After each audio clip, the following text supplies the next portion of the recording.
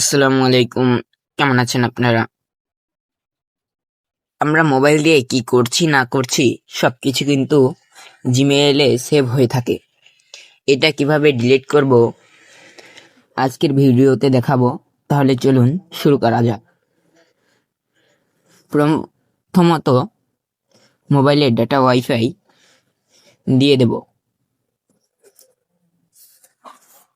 তারপরে আপনারা আপনাদের মোবাইলে থাকা যে কোনো একটা ওয়েবসাইট অন করবেন। যেমন আমি ক্রোম ব্রাউজার ওপেন করছি।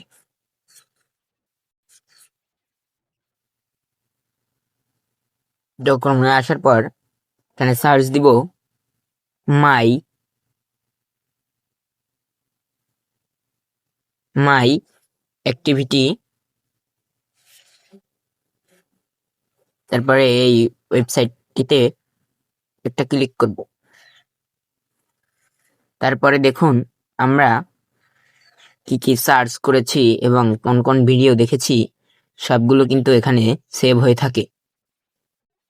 তো এগুলো ডিলিট করতে চাইলে আমরা এখানে ডিলিট অপশনে ক্লিক করব। অলওয়েজ এই অপশনে ক্লিক করব।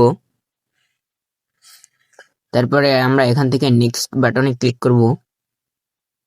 তারপর এখান থেকে ডিলিট বাটনে ক্লিক করব। এবার এখান থেকে গো ইট। তো আমাদের কাজটি সম্পূর্ণ হয়ে গেছে। তো দেখুন আমাদের এখানে কোনো ধরনের হিস্টোরি নেই।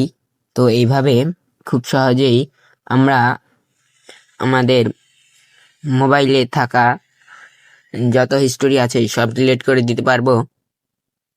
তো সবাই ভালো থাকবেন, ধন্যবাদ। ভিডিওটা ভালো লাগলে চ্যানেলটাকে সাবস্ক্রাইব করবেন।